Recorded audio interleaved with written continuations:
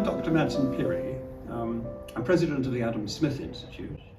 Before that, I was professor of logic and philosophy in the United States for 4 years. And before then, I did degrees at 2 Scottish universities, and I've done one later in life at Cambridge University. I knew Karl Popper. Indeed, I first met him almost exactly 50 years ago in 1971. He was very courteous. He came up to St Andrews to address my philosophy society. I spent a day and a half in his company, walking on the beaches and discussing philosophy and having lunches and dinners with him. And we corresponded subsequently.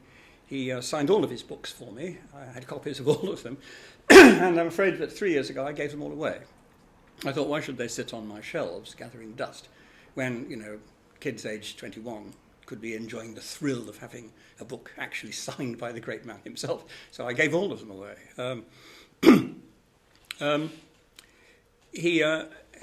Yes, we even, in return, we gave him a stuffed turtle by way of, we didn't pay him for his visit, we paid his expenses, but we gave him a stuffed turtle, which was like a child's felt toy, which we called Falsifer.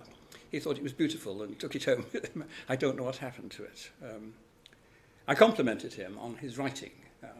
I said how great it was that he had such a fine command of English when it wasn't his first language. And he said, would you mind putting that in writing and mailing it to me? I said, yes. Why? He said, well, my wife says I shouldn't write English, and next time she tells me I want to be able to show her your letter. I think the real reason is he probably wanted to put it on his bathroom mirror so every morning he could stare at it. He was, in character, obviously pretty testy. He was not the smoothest of persons. He was somewhat vain. I never in my life met anyone more entitled to be vain than he was. He was one of the greatest minds of the century, and you're entitled to be a little bit proud of that, and I think his achievements merited a certain amount of pride. What was he like? The answer is very sharp. Keen, penetrating intellect. He was very quick. He could follow an argument down to its conclusion almost instantly. I knew Friedrich Hayek quite well, indeed better than I knew Popper, for more years. And I'm sometimes asked which was the cleverer. They dedicated books to each other, by the way. Conjectures and Refutations is dedicated to F.A. Hayek, and Hayek's studies in politics, philosophy and economics is dedicated to Karl Popper. I used to have both of those signed by the author, by the way, but I gave those away as well. So, I sometimes put it this way. Popper was the sharper. He had the keener intellect. It was a linear Newtonian mind. Hayek was the wiser. When you asked Hayek a question, he would pause and spend about 10 seconds thinking about it. And then he'd drawn such a breadth of knowledge of diverse fields, you felt he'd be given, an absolutely perfect answer. So Popper cleverer, Hayek wiser. So they each score at the top of a different league. My favourite Popper story is in, now, which of his books is it? It's in, it might be in Conjectures and Refutations, it might be Logic of Scientific Discovery. I think probably Conjectures and Refutations, because it's very personal. When he was a teenage student, anyone know the story? He was in Vienna, 1920, 21, and the place was buzzing with intellectual excitement. It was, in fact, we would today call it, I suppose, the Viennese Enlightenment, like the Golden Age of Athens or the Scottish Enlightenment. There were so many brilliant minds coming out with new ideas. It was a real intellectual ferment. Why, there they were discussing the ideas of Einstein, of Marx, of Adler, of Freud, and also present was Wittgenstein, von Mises. This was a complete ferment. And young Popper was a teenager at this time. How exciting it must have been. Favourite story is Adler was, of course, the person who identified the inferiority complex in childhood. Now, Popper had originally studied psychology, and he switched to philosophy before completing his psychology. But he was, obviously, he studied psychology. He came across a case that didn't seem to fit into Adler's theory. And he went to Adler, the great man, Popper was, 19 at the time, confronted him and said, here's a case that I don't think fits your theory. And Popper reports that Adler had actually no difficulty at all in instantly explaining it away in terms of inferiority complexes. And Popper said, I was slightly shocked since he'd never even seen the child. And Popper asked him, how can you be so sure? And Adler replied, I know it from my 1,000-fold experience. And Popper replied, age 19, and now I suppose it's 1,001. For he realized that if Adler was determined to interpret everything in terms of his theory, it didn't actually mean very much, did it? The point was that Popper then realized that a theory that can explain everything tells you nothing. I used to teach my students at Hillsdale a little symbolic version of that. You can define something in terms of its intention. That's not with a T, it's with an S, intention, which means the properties. So what's a journalist? Well, someone who writes for the media, someone who presents on newspapers, or someone who covers news and disseminates. You get the idea. You put in all of the qualities it takes to be a journalist. Or you can define it by its extension. You can say, well, a journalist, that's like Polly Toynbee, Adam Bolton, Jeremy Paxman. You can list all the examples. And I used to explain to my students the obvious fact that the higher the intention, that the more properties you put into it, the lower the number of people in the class. So, animals, well, there's a whole load of those, aren't there? Human animals, you've instantly cut the class. Male human animals, down again, you've halved it.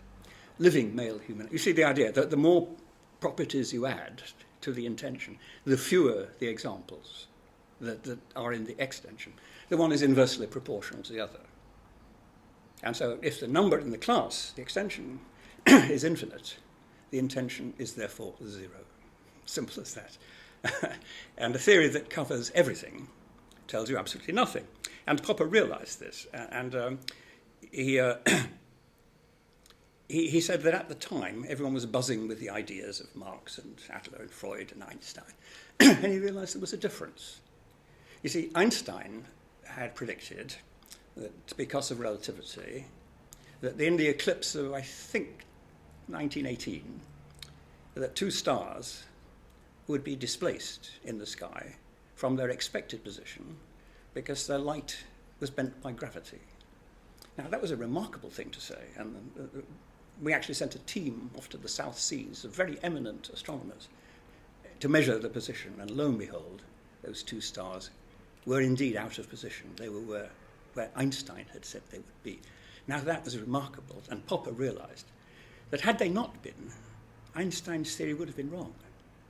But nothing that happens can make Marx's theory wrong, or Freud's theory wrong, or Adler's theory wrong, because they're not actually telling us anything about the universe. They're telling us about our determination to interpret events in a certain way. They're telling us about us, not about the outside world. And Popper realized that, and that, of course, ultimately became the basis of logic of scientific discovery. Now, by the way, when I've been talking for 15 minutes, do stop me. Yeah. What was Popper's greatest contribution? Well, solving Hume's problem of induction. Hume had said, we see events repeated, finger, candle flame, ow, finger, candle flame, ow, you see. And by induction, we suppose that fingers put in candle flames, cause pain. And Hume said his problem was that there's no actual connection between one event and the other. Where, he said, are the invisible strings that link the past to the present to the future? What is the connection between the different cases? He said we just take it on trust. It's an act of faith that tomorrow will be like yesterday, that a pattern will continue to repeat itself. And that was Hume's problem of induction. And Popper solved it, of course, by saying, well, it's not induction. And what you do is you make a conjecture in your mind. Candle flames cause pain, you see, and then you test it. So you've leapt beyond the present, and you formed a theory, and you test it, and if it don't work, you modify or abandon the theory. And so the invisible strings that connect yesterday to today to tomorrow are in the mind. They're not in the universe. So Popper, solved Hume's problem of induction.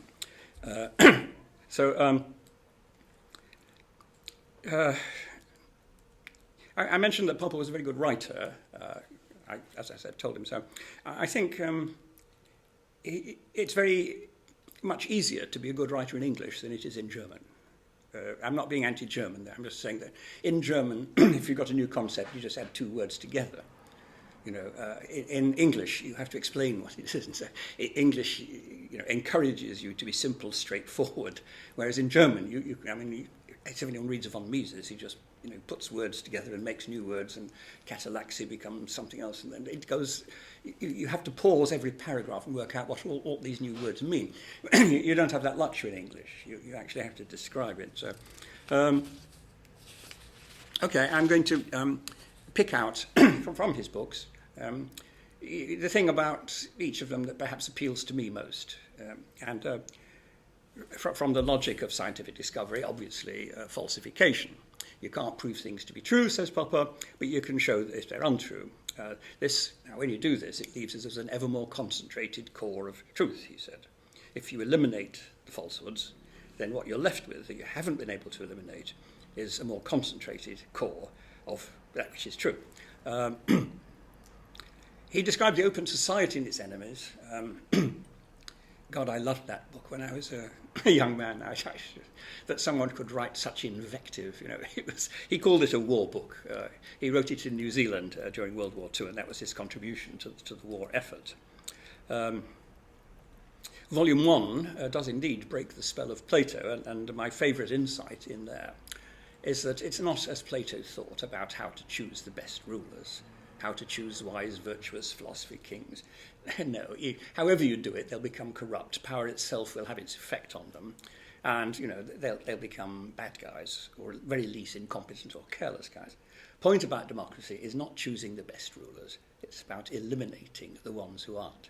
So the problem is not to choose the best rulers, but of making sure that bad or incompetent ones can't do too much damage. And they can't do too much damage because there's an election coming up, and in a democracy, they're going to get thrown out. And because they know they can get thrown out, that restrains their behaviour, and it puts a brake on the corruption or incompetence they might otherwise show. I think that's a superb insight. Do you spot, I wonder if he ever spotted, I spot straight away, that it's the same methodology, isn't it? It's negative feedback. It's getting rid of the bad stuff that doesn't work, like in his scientific theory. See? So his theory of democracy is the same as his theory of science. The lamps are going out all over Europe. We shall not see them lit again in our time. How strange. There you go. And Plato calls that, volume 1 of that book, he calls it the spell of Plato, volume 1, the spell of Plato. Because Plato uses language like virtue, justice, and so on. And in fact, he describes a totalitarian state. His model was Sparta, which was a military totalitarian state in which people had no freedom at all. Every aspect of literature, music was controlled in order to produce better soldiers. New baby born was dipped in vinegar to start the process of hardening it to become a tough soldier. Now, this is essentially what Plato's Republic is, and Popper was the first one to actually expose the spell of Plato. He talks of justice and virtue. In fact, it's a totalitarian nightmare. As he said, so what is Plato's idea of the perfectly just state? It's one in which the ruler rules, the worker work, and the slave slaves, which is, it's not a bad description of it.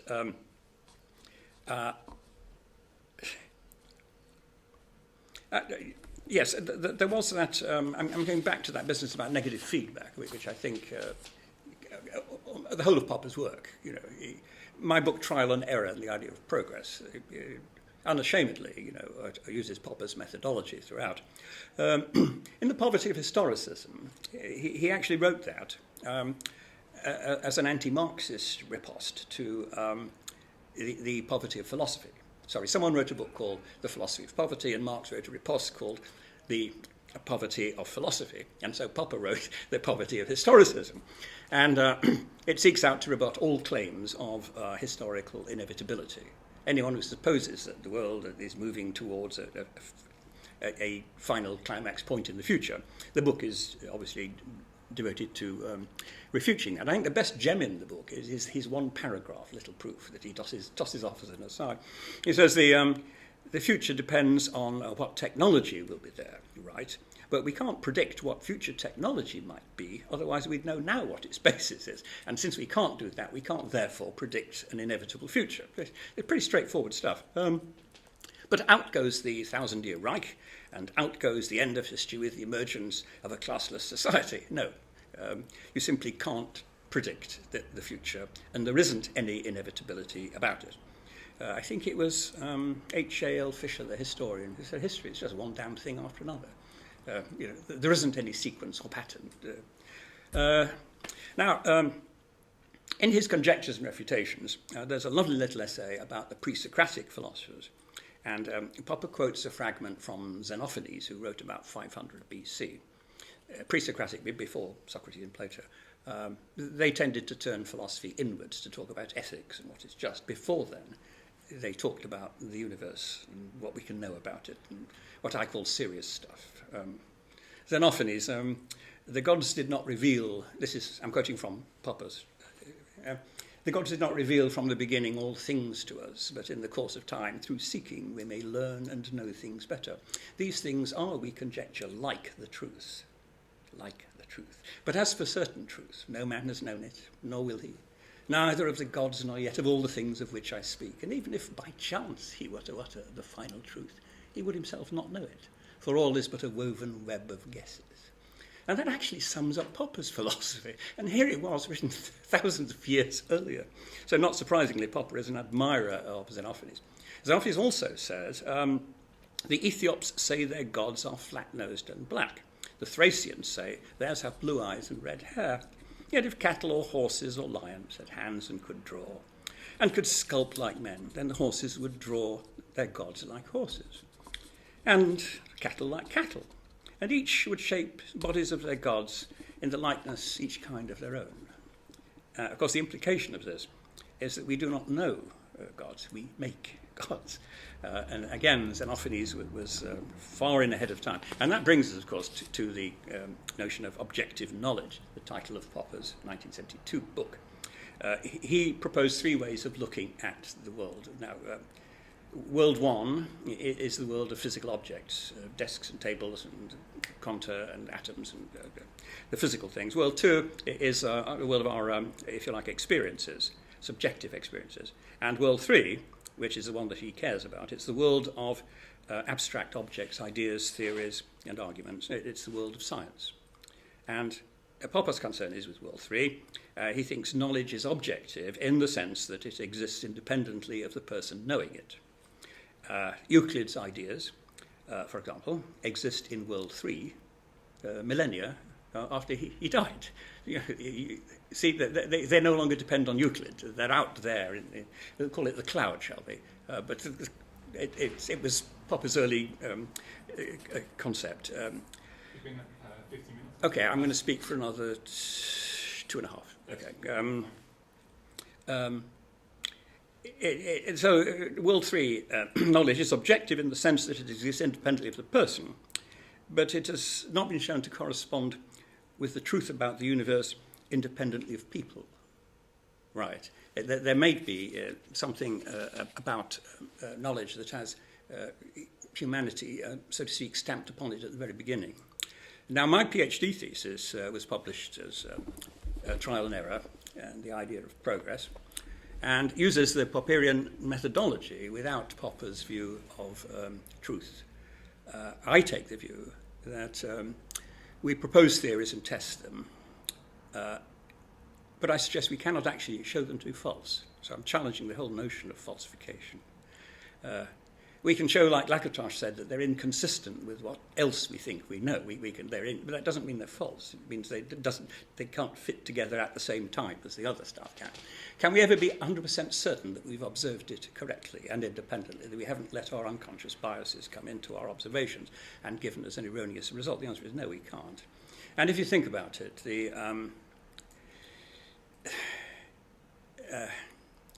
to prove something is false, right, you'd have to prove that its converse were true. It would be a necessary implication. If you've proved something false, then you've also proved that its converse is true. And Popper says we can't prove anything to be true. And therefore I conclude you can't actually prove anything to be false. So what are you doing? Well, in my view, is that We're not actually testing for truth, but for usefulness. We want to be able to predict what we shall observe. And the theories that enable us to do that, we prefer to the ones that are less good. And we do tests to see if we can predict the results they will achieve. And if they don't, we haven't proved them false. We've given ourselves reason to discard them. Because our aim is, I'm putting human motivation into science. What is the purpose of science? It is we want to be able to predict what we shall observe. And once you put motivation into it, then you stamp, so to speak, humanity onto it. Now then, what have I written here? Last minute. Yeah. We try to construct theories that make sense of the stream of data that's constantly coming at us through our senses. In my view of things, Newton didn't discover the theory of gravity. It wasn't there. Newton invented the theory of gravity as a way of making sense of the data, of the apparent movements of planets, stars, and balls rolling down inclined planes and so on. That came from the mind of Newton. It wasn't lying around in the universe waiting to be discovered. So I take quite a different metaphysical approach, although the methodology is pure Popperian. And as to why we do this, why should we want to predict what we shall have? I'll leave that to question and discussion. I want to close by saying that Popper was one of the very cleverest men I've ever met, and one of the truly great minds of his century. That's my bit.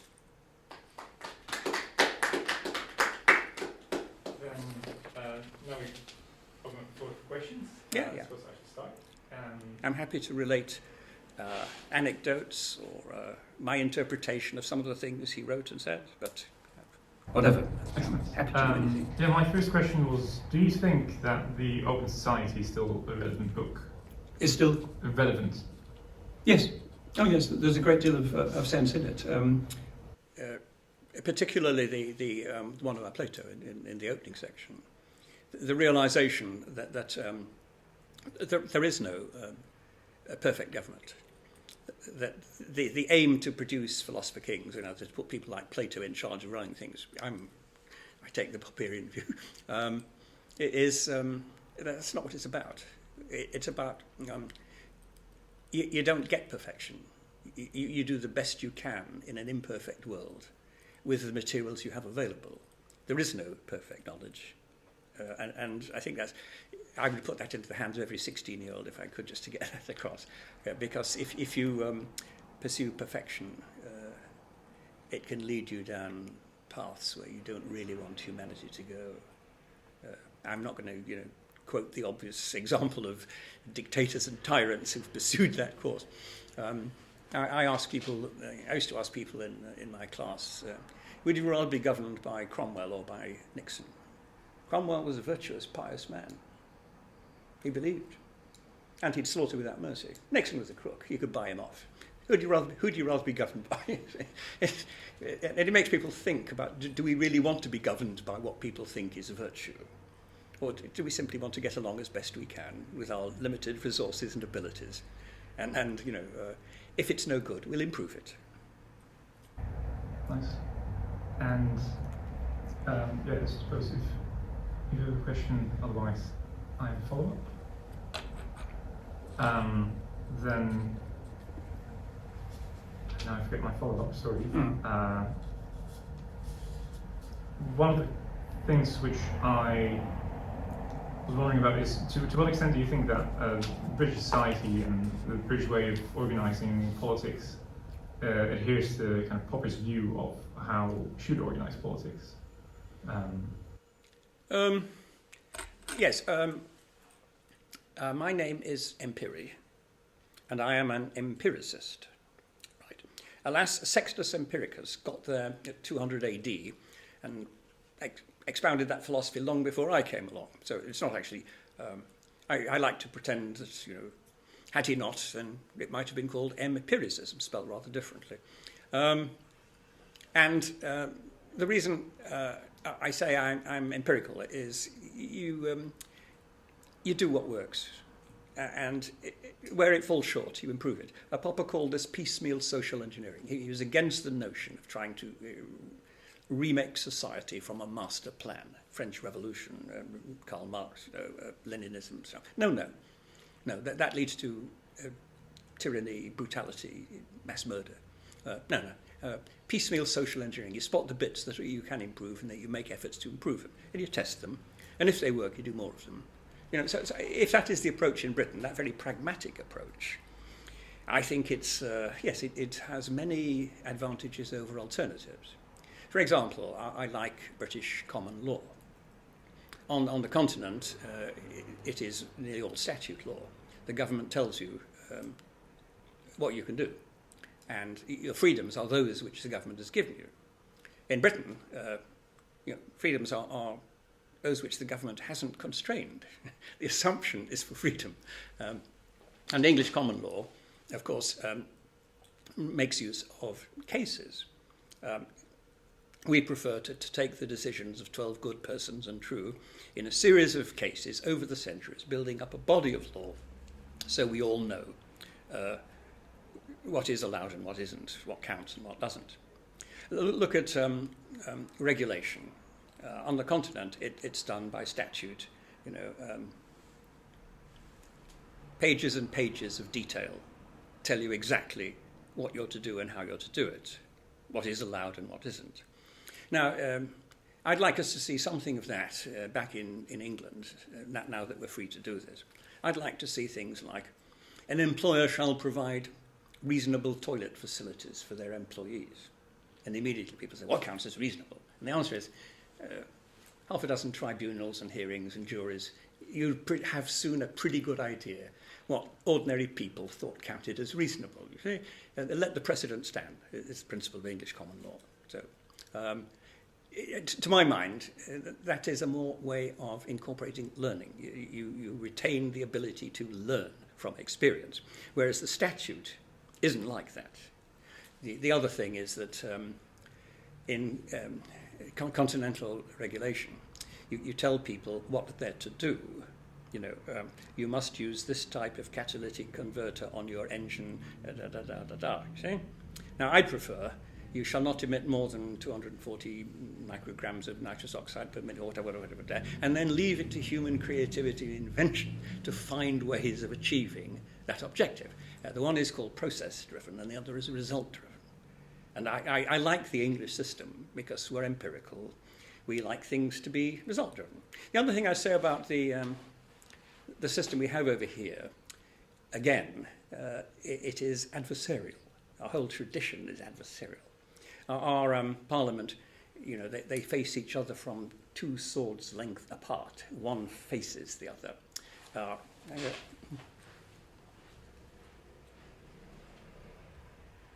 Thanks very much. And in our more common in the continent is the horseshoe shape.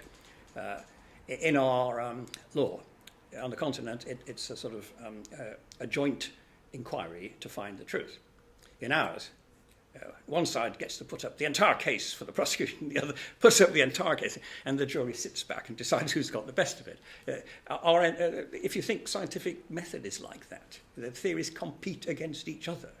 And it's very, I'd love to say British, but it's actually English, that our adversarial system, I don't know how to word this, but it allows us to, so to speak, stand back, watch the contest and decide the winner, rather than have everyone work together to produce a winner that everybody's got to conform to. That's all. Again, it's that learning experience. I remember F.A. Hayek telling us that he could never quite accept the teachings of his much esteemed and revered master, Ludwig von Mises, because Mises had proposed a deductive system of knowledge that closed off the learning process, whereas to Hayek, the economy is first and foremost a learning process. By the way, I mentioned the fact that negative feedback, I said, that Popper's view of democracy, chucking out the bad guys, corresponds to his scientific method, chucking out the bad theories. I mentioned two further examples of that. One is that the market economy uses the same methodology. Firms compete to sell products to customers, Customers choose the ones they like, and the bad guys get chucked out. They go broke. You make money if you get it right, you go broke if you get it wrong. It's the same essential negative feedback methodology. You test it in the real world, and you chuck out the stuff that's less good than the other stuff. And if you think about it, that very same methodology exists in nature, in the process of evolution. There are innovations that occur, and some of them work and some of them don't. And the universe counts out the ones that don't. And the ones that are advantageous survive preferentially to the ones that don't. The difference, of course, crucially, is that there's no mind behind it in nature. In the market economy, we do our best to produce goods and services. In the scientific world, scientific knowledge, we do our best to produce the things. In democracy, we get the idea that there's human mind going into it, whereas nature is blind. And so even though the negative feedback methodology is there, we can be much faster than evolution because we're putting mind into it. Then another question I had was that Popper seemed to have been quite averse to market economies, or at least maybe before he wrote The Open Society, he was a Marxist. As a young man, yeah. Yes, and it seems that he remained critical about markets throughout his life. He there's quotes of him saying things like that we should worry about the market radicals and market radicals and people who are for a kind of radically free society. Yes, markets aren't everything. They are most of it. If you, again, you put human motivation into it. Markets don't suppose that money is the be-all and end-all. On the contrary, markets allow us to choose, if we wish, how much of our lives to spend on our acquisition and gain and material goods, and how much to spend on cultivating our souls with works of art and music and leisure and contemplation. It allows different people with different values to choose different things. That is great virtue. If you try to make everybody do the same thing, you're ignoring the essential differences of human nature. And people these days talk a lot about equality. I just love inequality. I think the human divergence and diversity is what makes this world wonderful. Equality before the law, yes. Yeah. And I think it's okay to want every single human being to have a decent condition, decent standard of living. Again, this is Smith's theory of moral sentiments, because no matter whatever our status in life, when we hear of another human being suffering misfortune, we feel a little pang about it. And when we delight in other people's pleasure, we sorrow in their suffering. And because we're like that, you can therefore say, yes, we'd prefer to live in a world in which people, have at least an acceptable standard of living. Fine, but beyond that, by all means, let them show their divergence and diversity. Let them express their different values.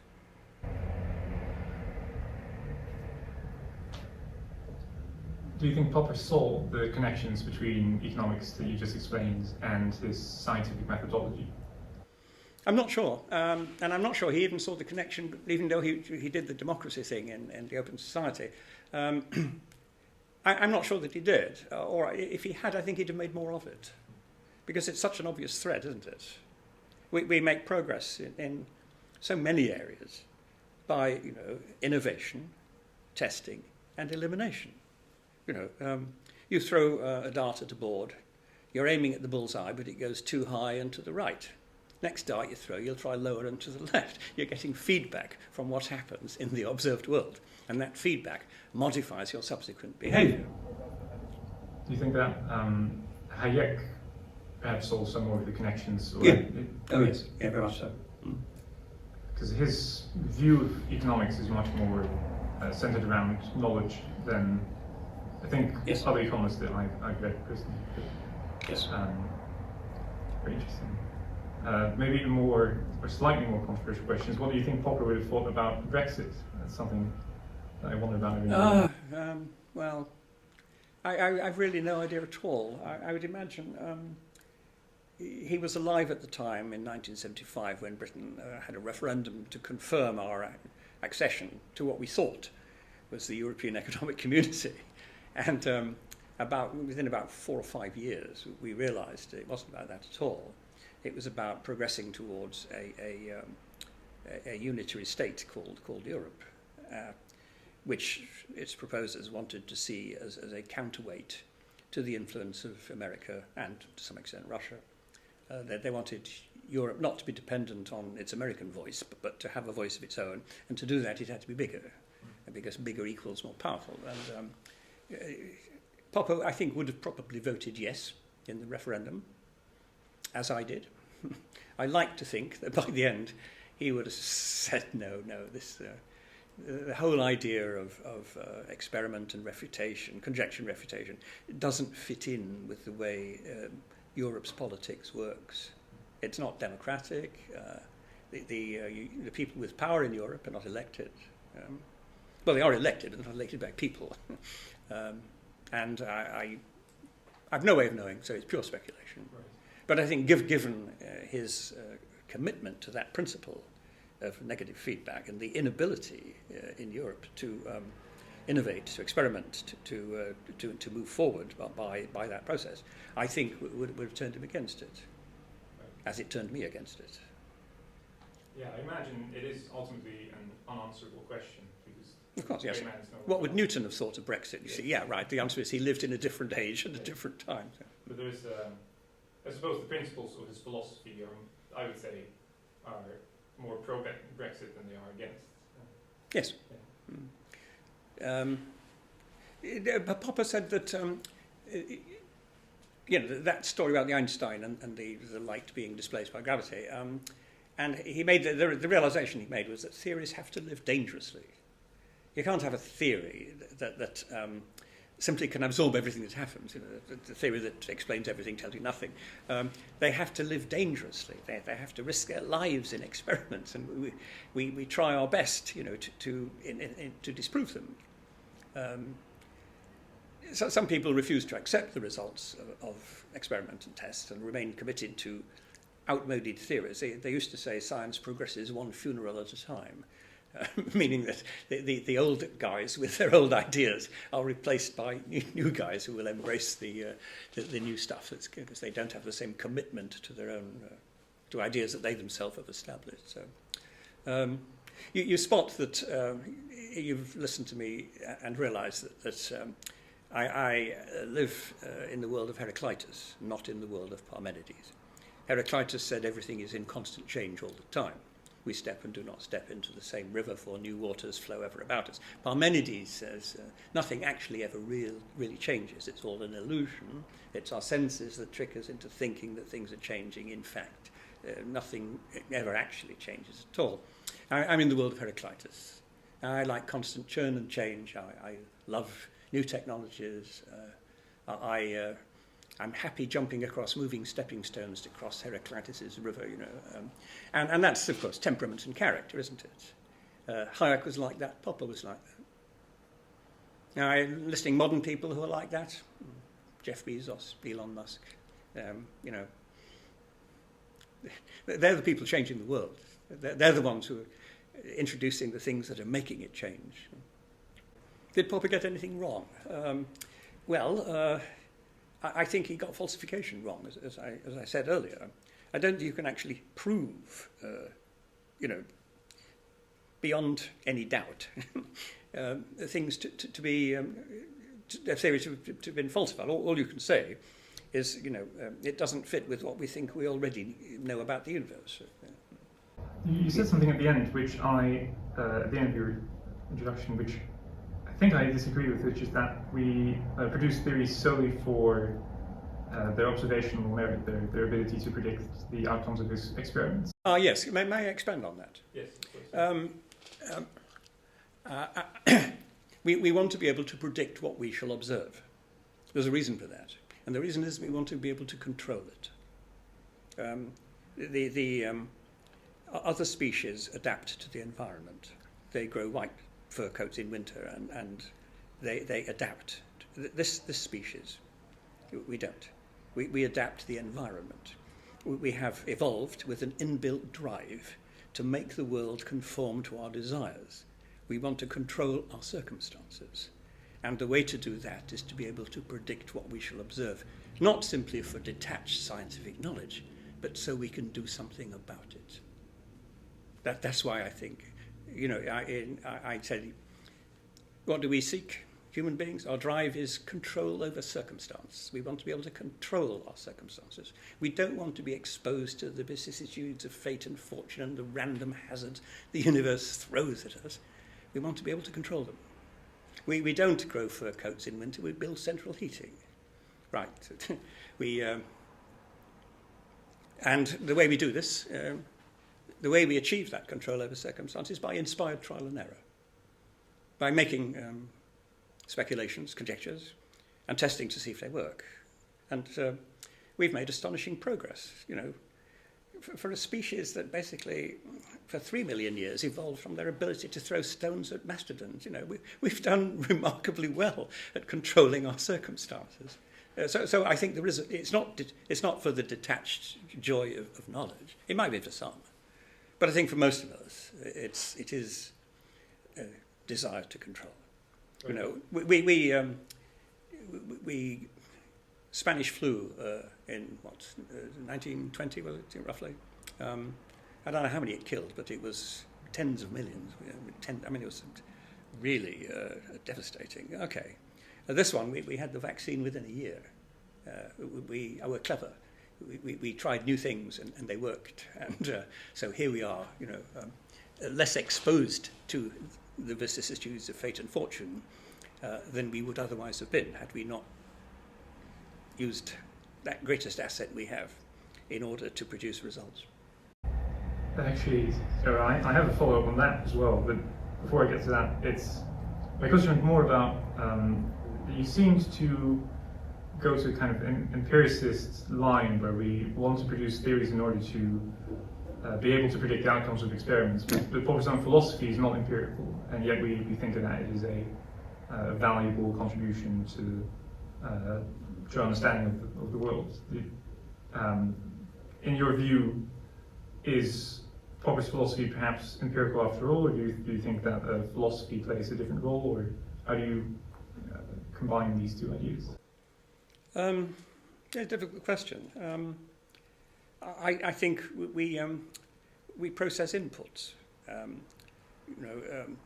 There are 5 windows into my mind.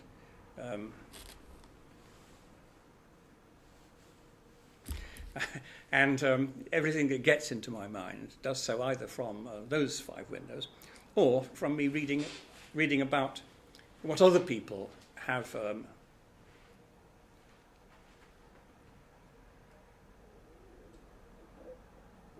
I think we need to put another shilling in the meter. Oh, there you go.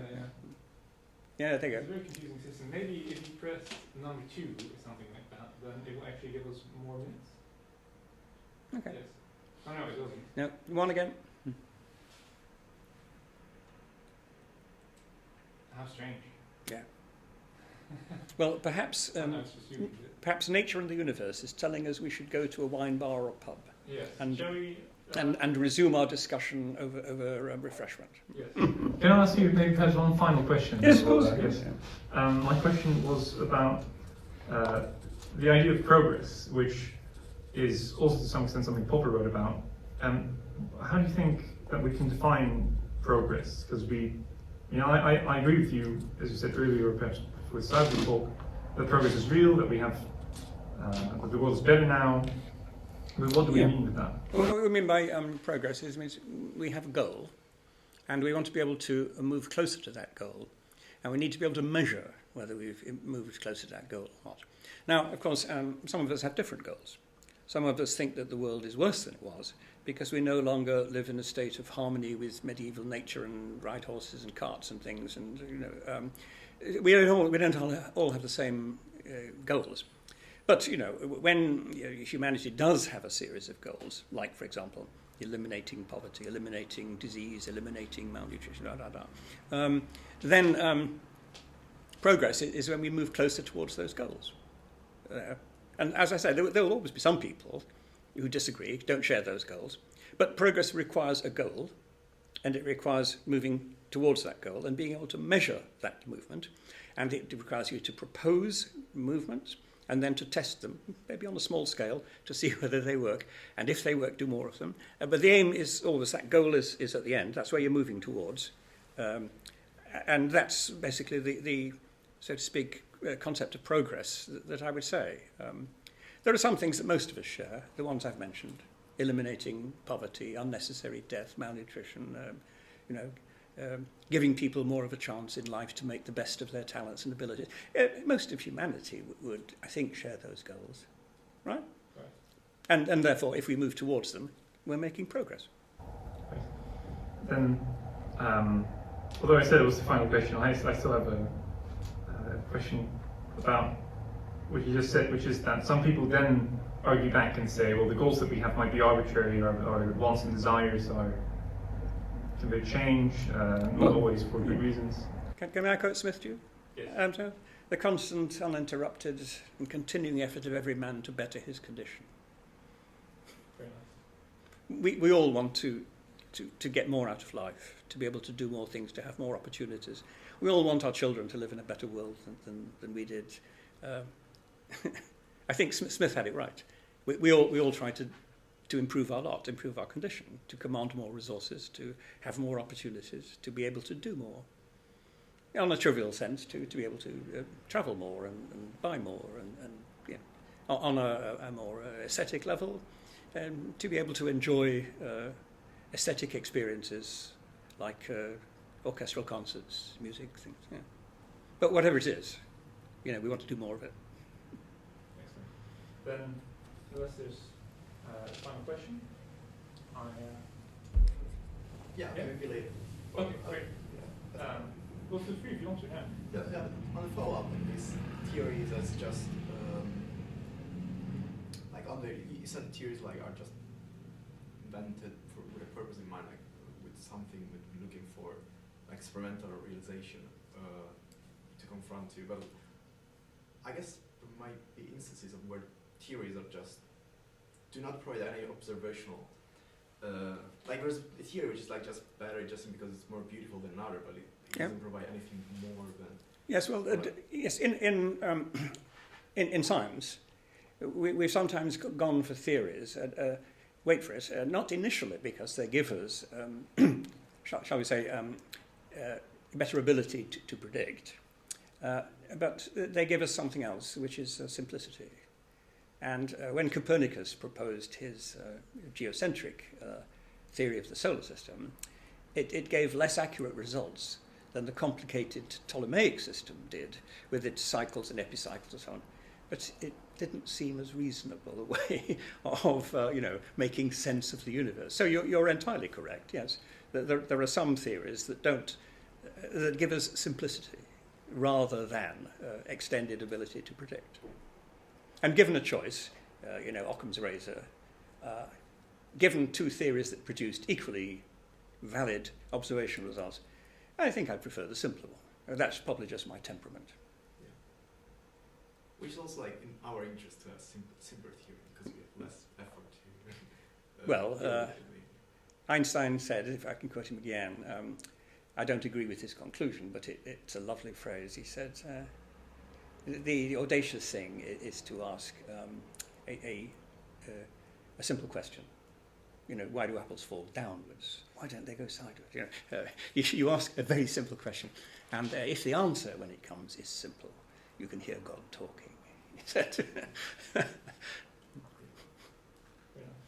Another thing, if you can, you said we can't prove anything false because otherwise it would mean that the opposite is true. Yes. And so the opposite of something being false is that exists something else apart from that thing which is true somewhere in the set of all possible things, let's say. But we're talking about proving one specific theory false. Let us take Hooke's law, and I put a weight on the spring, and the spring, lo and behold, doesn't extend by the amount the theory said it should. then, if that happened, we'd have to abandon or modify Hooke's law. Now, we haven't actually proved it wrong, in a sense that it just doesn't fit in with the rest of what we think we know. We can't be sure that when we do that observation, we aren't making a mistake. But, once you reject the notion that you're proving it false, and say you're giving yourself reason to reject it or discard it, it then becomes much simpler. For you see, it becomes conventional.